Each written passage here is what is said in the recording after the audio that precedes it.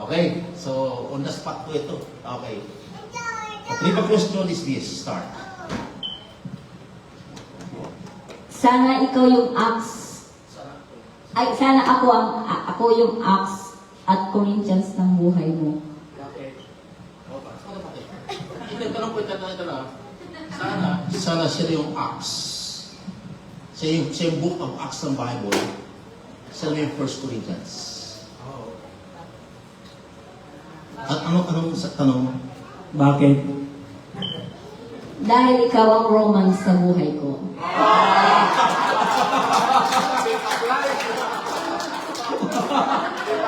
Ay! Kiss naman yung kiss. Come on. Ay, kayo naman, kiss. Come on.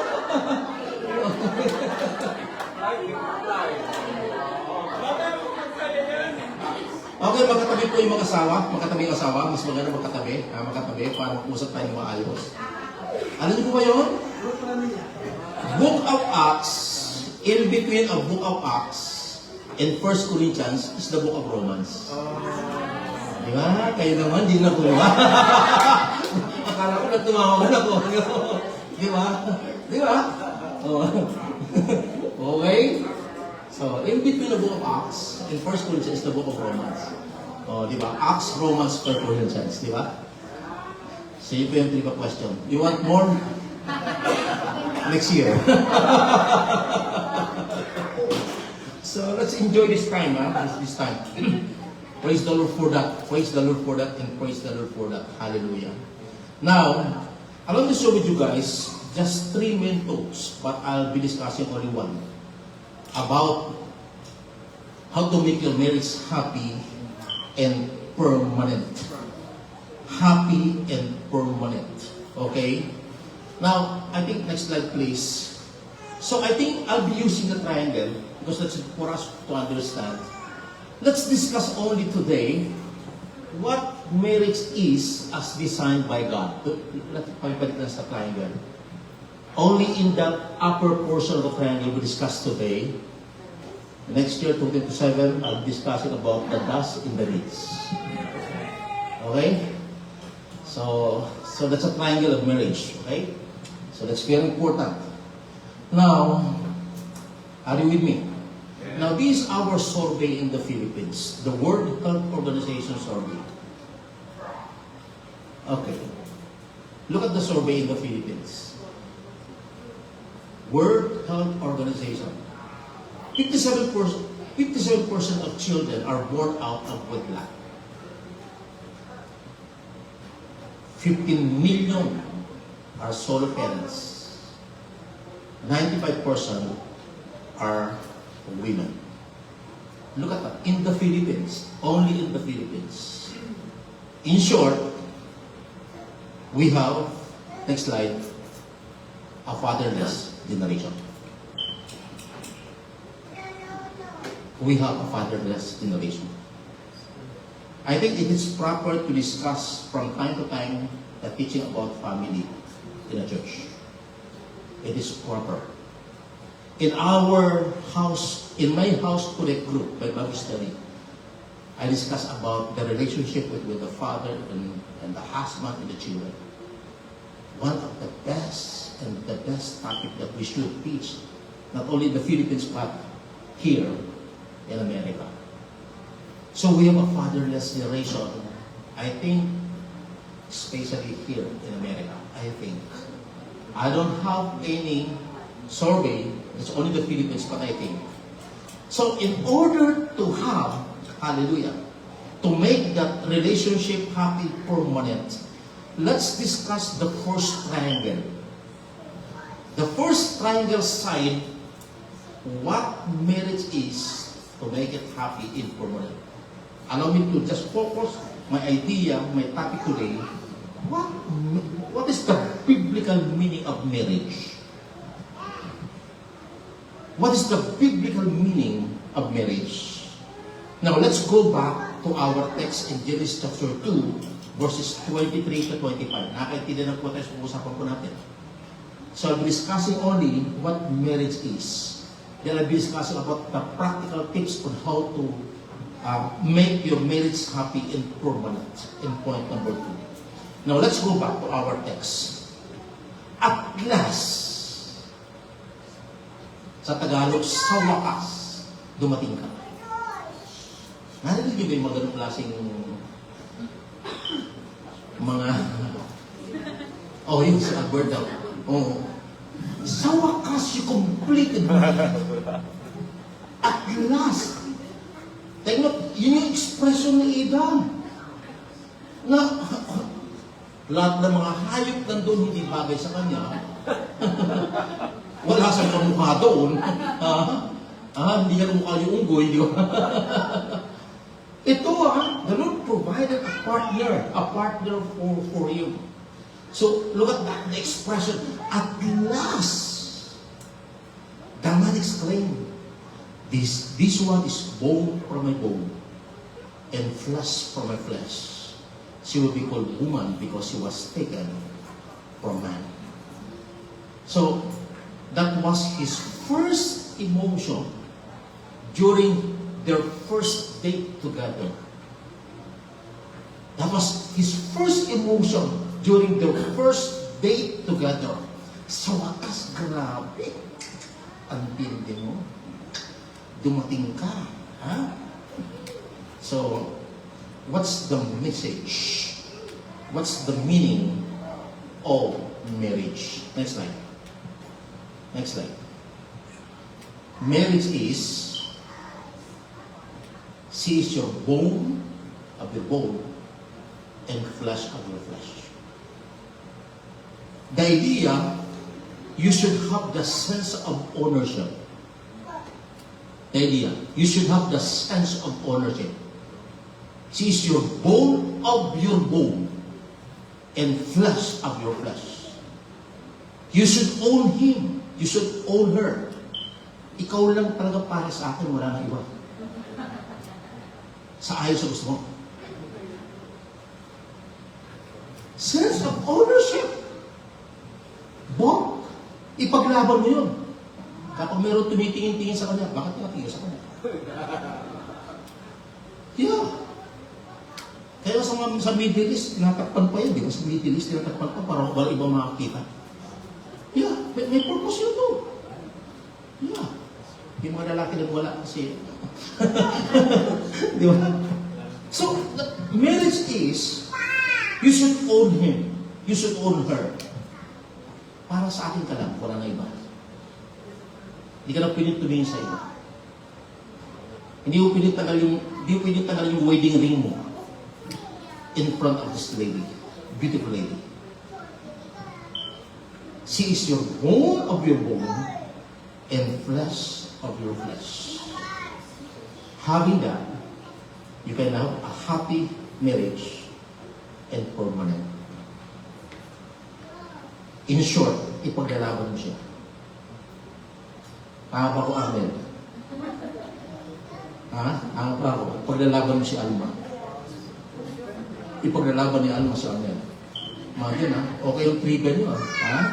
Sana book of Acts ako. Ikaw naman ay 1 Corinthians. Para mamagitan sa ating Romans. You see? Ha?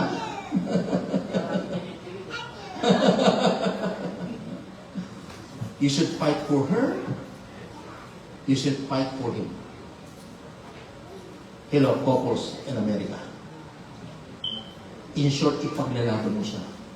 She is your bone of your bone and flesh of your flesh. Di ba pinaglalaban mo sarili mo? Di ba? Pinaglalaban mo sarili mo. So that's the idea. So that's marriage all about biblical principle about marriage. Sa akin ka lang, wala na iba. Hindi ka na pilit tumingin sa iba. You are not allowed to look to another. You are not allowed to look for another. Ako yung pinaka-prinsipe at prinsesa ng buhay. Amin ang amin si Marvin.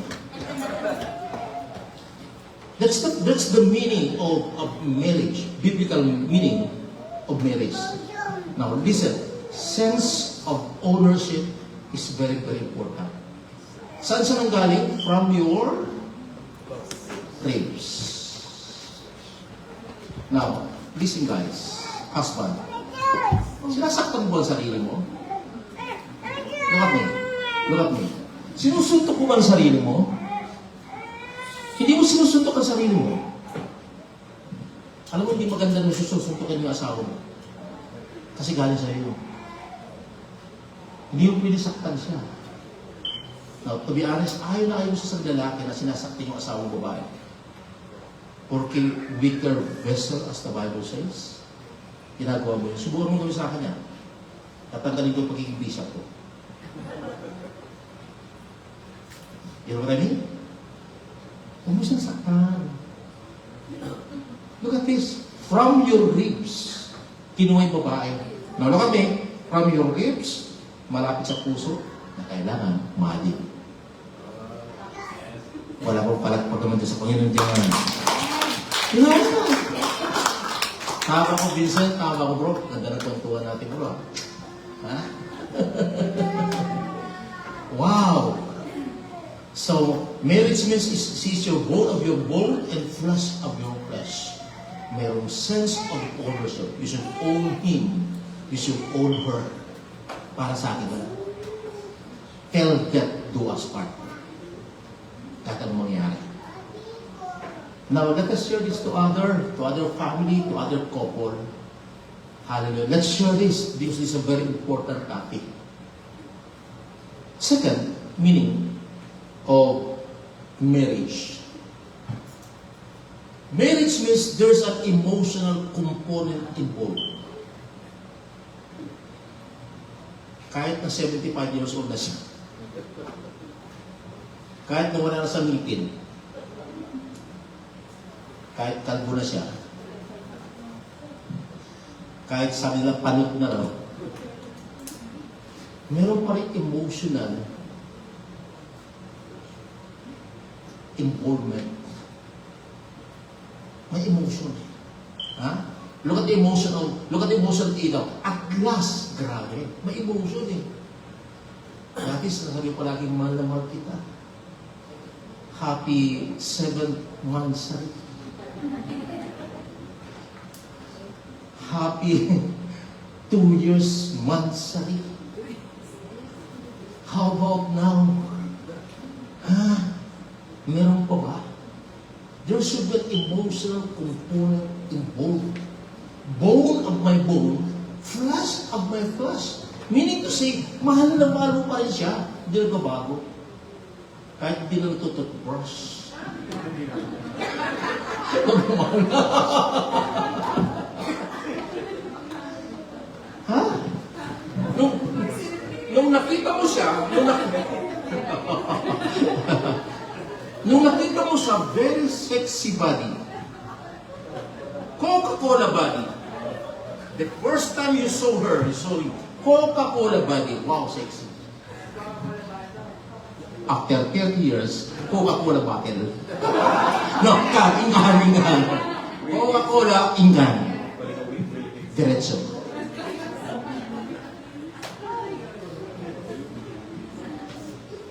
Ano ba tayo? Ikaw ka bago. Ganun talaga. Ha? Mahalin mo pa rin siya. Sabi ng isang preacher, if you can not be able to love her again, sabi niya, you should endure to her. Sa Tagalog, pagpisan mo na lang. Endure. Endurance eh. Joke lang po yun. Ha? So meron pong emotional component involved sa mag-asawa. Ganun pa rin. Wow, ang ganda mo kahit kumakit ka na naman. Oh, ang ganda mo kahit meron ka diabetes ka naman. Wow, ha? Ang ganda mo, though ang dami mo ng wrinkles, ang dami na, ha? Ang ganda mo kahit puti na yung buhok mo, ha? Wow! Wala akong marinig na. It's the two biblical meaning about marriage. We will continue that next year. Now, Marriage comes in three parts. Next slide. Marriage comes in three parts. It's very important. Genesis 2 verse 24. Basahin ko po sa inyo in three versions in the Bible. In verse 24, three version New Living Translation. This explains why a man leave his father and mother and be joined to his wife. Okay? Sandali lang.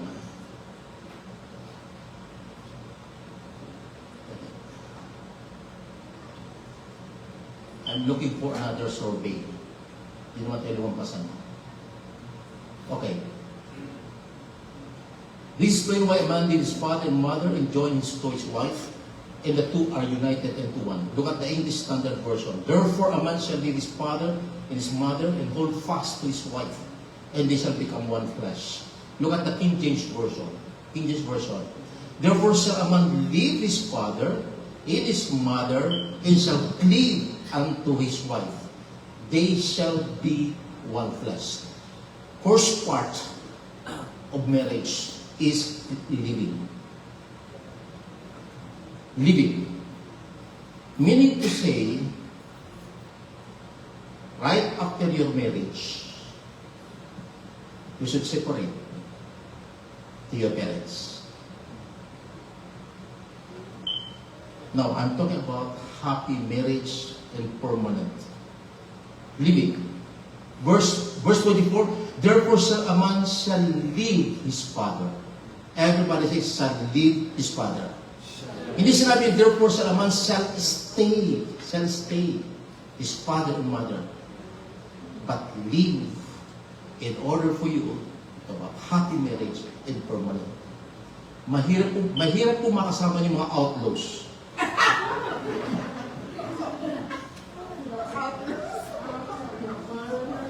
Hello? Hello? Nandiyan ba tayo? Mahirap po talaga to be honest. Alam na problema. You will have a big problem. You will decide in your own. You are under the authority of your outlaws. Hello? Nakakaintindihan ba tayo? Merong another survey, Sister Pinky, hindi ko na makita sa aking outline. Kindly help me kung nakalampasan mo. Okay? Shall leave. We shall leave. Ayun yung kanina na, mamaya pala sa tip. Okay. Number 1, living. So, you should leave your father and mother. Okay? So, the purpose of this is to cut the core of dependency from your parents. The very purpose of this is to cut the core of dependency from your parents. Hindi ko sinasabi na hindi mo sila pupuntahan. At kung namimiss ka nila.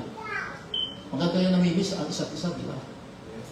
Kaysa makasama palaging nag-aaway ng outlaws. Di ba? Na-experience pa kayo gano'n? You cannot move freely because you're under your outlaws. So that's the very purpose, brothers and sisters. You should leave your father and mother. So that's why you should prepare if you're going to marriage. You should prepare. If you're experiencing this is the time for you to prepare. Prepare. I'm teaching this for us to have a happy family and permanent. Mag-aaway palagi kayo. Pagbiri yung asawa mo, tulog pa alas 10 na. Yung asawa mo dyan buhugas ng pinggan. Yung asawa mo dyan naglilinis ng pero kung magkasama kayo sa bahay, kayo lang, nakakaintindihan kayo. Are you with me? So the very purpose, as I said, is to cut the core of dependency from your mom and from your dad. You are establishing an adult relationship outside your parents. It means your parents will give you a space to solidify your relationship. It means to establish a new loyalty. Your loyalty is no longer your mom or dad, but to each and every one. That's the reason on why you have to live Nagmamakaawa po ako, umalis po talaga yun. Prepare and live. Wala akong magdaima. So, important, ha? Ha? Marami kayong masabi sa akin sa sinasabi ko. Kaya, if you are still under your parents, because you are preparing, gusto mo intindihin yan, okay lang. Pero every day, you should sing the song, please release me. Let me go. Let me go. Every day. Every day. Because you're under in trouble every day. Tama yung Bible. Kaya mag-aasawa para iwanan yung magulang. Yeah? Amen? So that's very important. Okay? Second, the purpose of living is for you to cleave. Living. Meaning to say, join together, magbubuklod kayo sa isa't isa. Look at the Bible. Therefore, shall a man is to leave his father and his mother, and shall cleave. Everybody say cleave. Shall cleave unto his wife. Cleave unto his wife.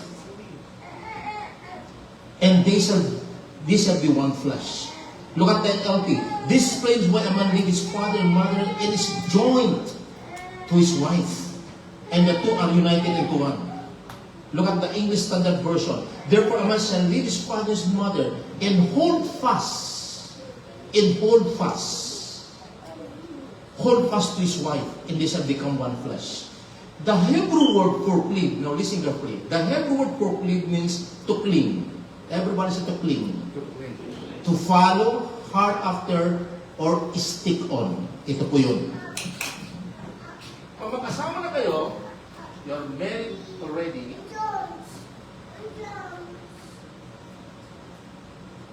You are stick on, cling, or follow hard. If we're going to separate this, dinikit ko po ito. Maybe after 1 day, 2 days, 3 days, after 1 month, masabi na kadikit ka. You know? Now, if we're going to separate these two, what will happen? Look at this. Look at this.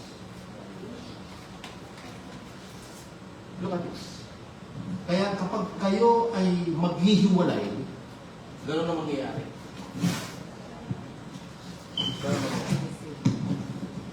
Kasi pinagdikit kayo ng Panginoon.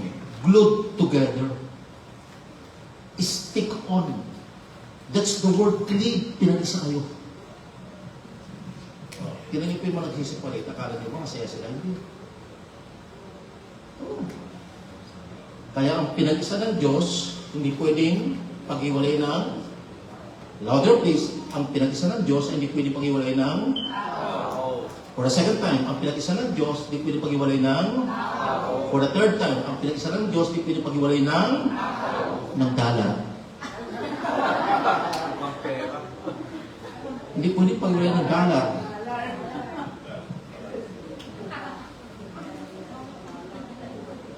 Alam yung mga problema tayo sa Pilipinas, kuminsan, pag-asawa, iiwanan yung asawa, bukod sa abroad. That's one of the problems in our country.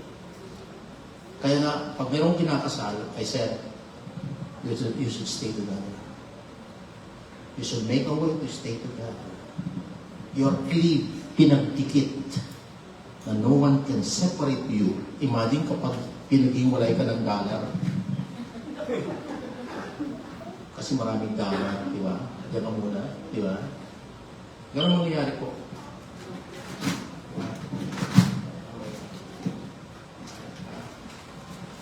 Kaya ako, I'll be honest with you, I hate divorce. Even God hate divorce.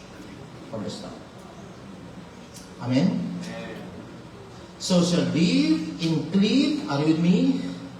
And the third part of marriage is weeping. Weeping. Meaning, you will become one. That's the word. You will become one. Okay?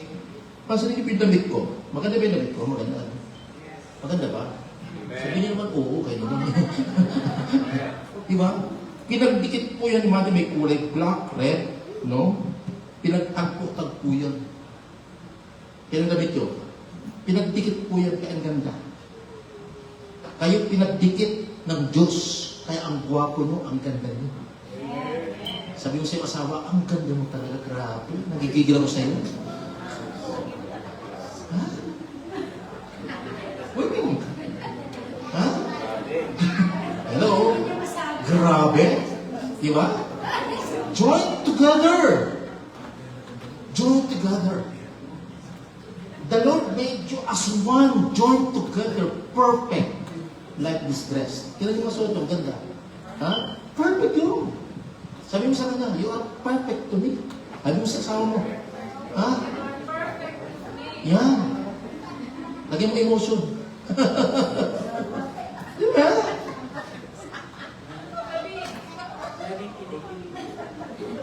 Nako-communicate ba ako sa inyo? Amen. Nakakatulong ba ako sa inyo? Amen. Because this is very important teaching. Hallelujah. Permanent in a relationship. So that's the three. Now, last part. Some of the key tips. Let me give you a tip. Some key tips to make your marriage happy and permanent. Let me give you, I think, 4 tips. Tip number 1. Before the tip, okay, pakita mo muna. Nasa Tagalog po, sa Tagalog pasensya na kayo, ha? An understanding survey. Malapit nang maghiwalay? Hiwalay na? O nagtitiis ka lang?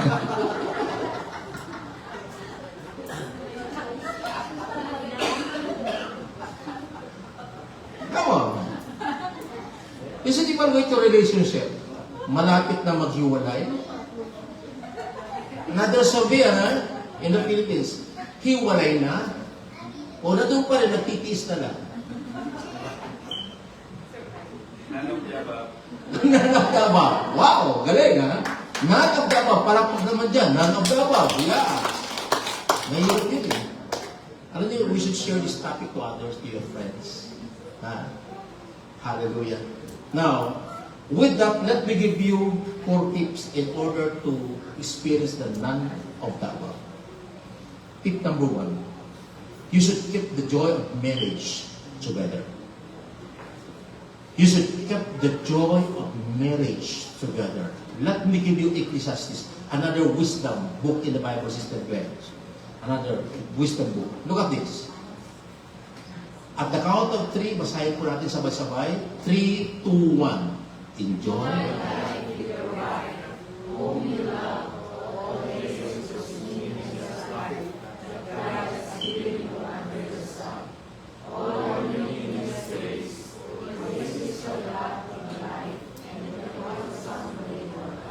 Wow. Enjoy life with your louder please, with your hindi sinabing with your co-office mate. Enjoy life, hindi sinabing with your barkadas, friends. Hindi sinabing enjoy life with your work, with your wife.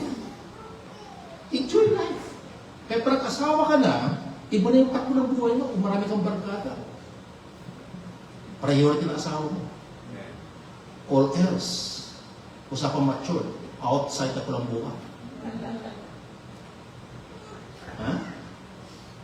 Napaganda, enjoy life with your wife, whom you love all the days of this meaningless life that God has given you under the sun. All your meaningless days. For this is your love. Wow. Love, hindi po Holy Cross. Hindi sementeryo.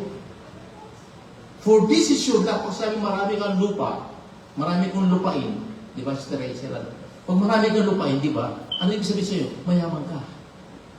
Ibig sabihin, yung asawa mo, kayamanan mo. Wow. Sa ayaw sa gusto mo, kayamanan mo siya. Tama ba ako? Tama ko. Kayamanan mo siya. Yeah. Kayamanan mo siya. Ha?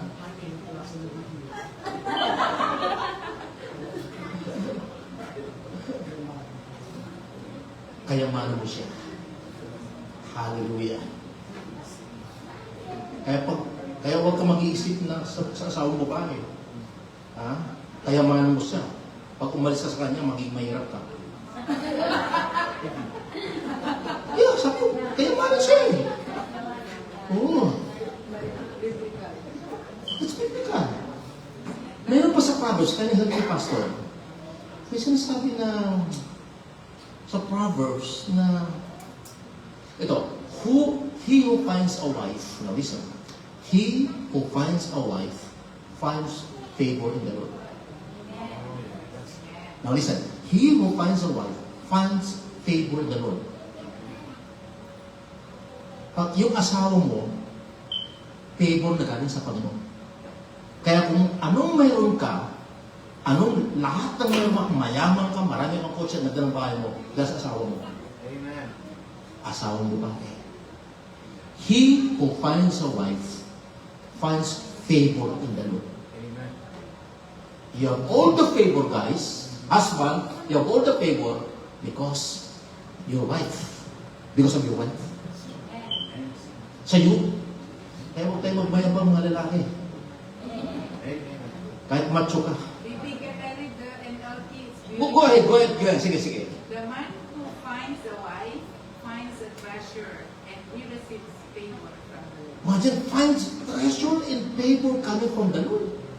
Pag-ulit nga para marinig nila. Pagkasabi yung verse, Proverbs what? The man who Hindi, Proverbs what? Proverbs. This is Proverbs 18:22. Okay, sige. The man who finds a wife finds a treasure and he receives favor from the Lord. Imagine, you find a treasure? And you have the favor coming from the Lord? Because of your wife? Amen. Amen. Ano, Okay. marinig kayo dyan. Mga lalaki, mayabang lang tayo minsan. Ay, pride lang tayo. Aminin. Ha? So, tip number 1, you should keep the joy of marriage together. Tip number 2, only up to 4. You should have a one man and woman for life. Everybody say aloud, Amen. Basahin niyo lang po sa Romans 7:1-3. One man and woman for life. Period.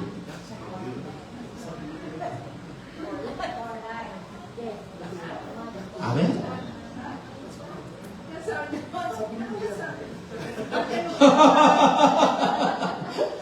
That's hard. Sabi niya, that's hard. That's the Bible principle, bro. Hallelujah. That's why in the Philippines, pag meron kang kakasal, 6 months before the wedding, meron kang series of counseling. 6 months before the wedding. 6 months. Series of counseling. Oh. Even if you go to civil registrar in example in Quezon City, you are required for a counseling and family plan. So that's very important. Child dedication 3 months before the child dedication. I have a series of teaching to the parents. Because we value relationship. We value the family in the church. Imagine kung malakas tayo sa family teaching dito sa Maryland, sa Amerika. Naku, ang dami may problema ng pamilya dito.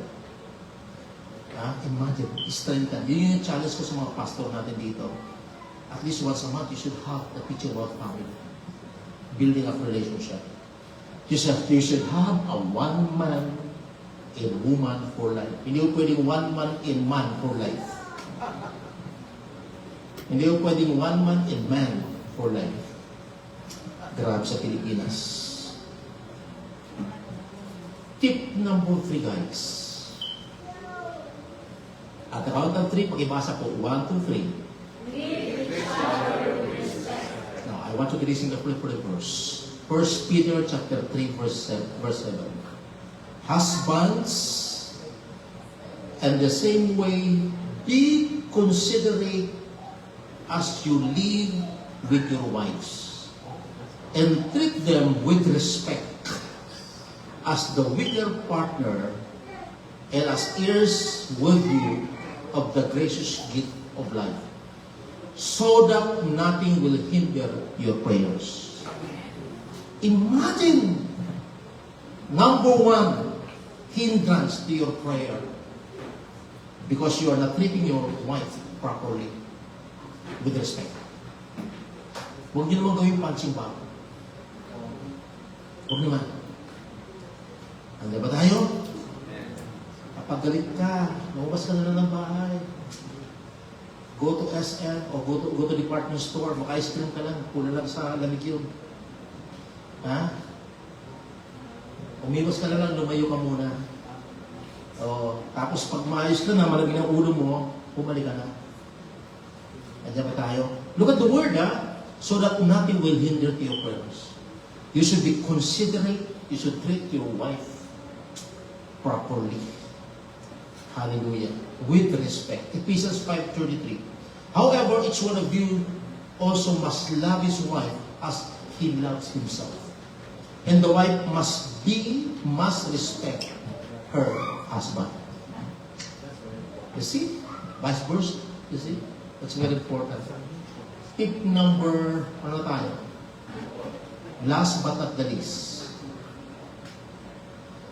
Out of 3, sabi po natin, love each other unconditionally. Wala yung, pag binigyan mo ko $1,000,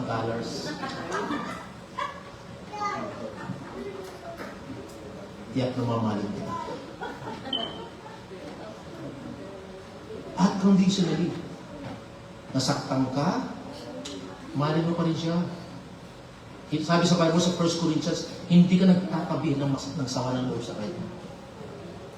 Hindi ka nagtatanim ng sama ng loob sa kanya. Sabi sa 1 Corinthians 13 verse 5, if it does not dishonor others, it is not self-seeking, it is not easily angered, it keeps no record of wrongs. 3 years ago, ito ginawa mo sa akin. A year ago, ito ginawa mo sa akin. Na hindi ko makatulong yun. It keeps no record of wrongs. Yes, ang mag-asawa hindi perfect. Yes. Doktor na. Yes, we are not perfect. Hallelujah. Glory to God. You should love him. You should love her unconditionally. I repeat, huwag niyo kalimutan. It keeps no record of, louder please, it keeps no record of yung nakaraan na po. Your past has nothing to do with your present. That's right. Your past has nothing to do with your present. Hindi makakatulong po yun. That's past is past. Hallelujah. Ano na nangyayari sa atin ngayon? It keeps no record of wrongs. Past is past. Hayaan mo na. Ganun naman talaga. Kamali talaga. Okay. Take note, yung sense of ownership, kahit anong mangyari, sa akin ka. Akin ka talaga.